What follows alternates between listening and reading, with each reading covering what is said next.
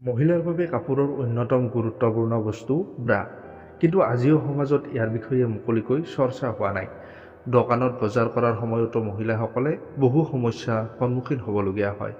ইয়াকে লৈ লাজ কৰিবলগীয়া একো নাই, বৰঞ্চ এই পোছাক লাজ থাকিবলৈহে পিন্ধা হয়। অৱশ্যে এই ভিডিঅ'টোত ব্ৰা সম্পৰ্কে এটা আমোদজনক তথ্য জনোৱাৰ উপৰিও আপোনালোকক জনাম ব্ৰাৰ অসমীয়া অৰ্থনো কি। নমস্কাৰ, আপুনি চাবলৈ আৰম্ভ কৰিছে অনলাইন জন, গতিকে ভিডিঅ'টো স্কিপ নকৰি সম্পূৰ্ণকৈ শেষলৈকে চাব। আপুনি নিশ্চয় জানে যে মহিলাৰ আণ্ডাৰৱেৰক ব্ৰা বুলি কোৱা হয়, যিটো ইংৰাজী শব্দ। ব্ৰা আচলতে এটা সংক্ষিপ্ত ৰূপহে। ই ফৰাচী শব্দ ব্ৰেজিয়াৰৰ পৰা আহিছে। 1893 চনত আমেৰিকাৰ এখন বাতৰি কাকতত এই শব্দটো প্ৰথমে ব্যৱহাৰ কৰা হৈছিল। ইয়াৰ পিছত এই শব্দটো ক্ৰমান্বয়ে বিভিন্ন আলোচনীত ব্যৱহাৰ কৰিবলৈ লোৱা হয়। কিছু বছৰৰ পাছত এই শব্দটোৱে অক্সফৰ্ড অভিধানতো স্থান পালে।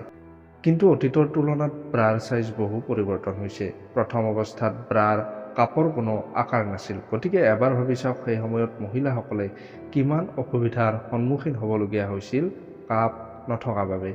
জনা যায় যে 1930 চনত SH কেম্প কোম্পানীয়ে প্ৰথমবাৰৰ বাবে ব্ৰাত কাপ আকৃতিৰ ডিজাইন তৈয়াৰ কৰিছিল।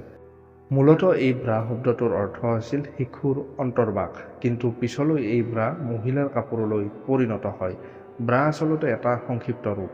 ইয়াৰ সম্পূৰ্ণ ৰূপ হৈছে ব্ৰেষ্ট ৰেষ্টিং এৰিয়া, চমুকৈ ব্ৰা, কিন্তু ইয়াক চেষ্ট ব্ৰেষ্ট বুলিও কোৱা হয়। কিন্তু সময়ৰ লগে লগে মহিলাৰ এই ব্ৰাৰ ডিজাইনো সলনি হ'ল।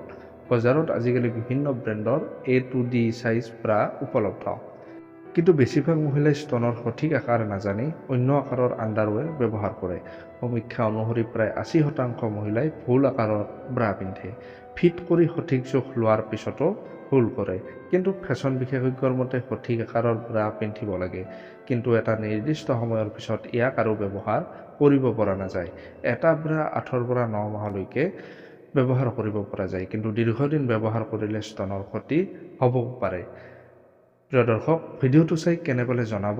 ভাল লাগিলে লাইক কৰিব আৰু চেনেলটো সকলোৱে ছাবস্ক্ৰাইব কৰিবলৈ নাপাহৰিব। ধন্যবাদ।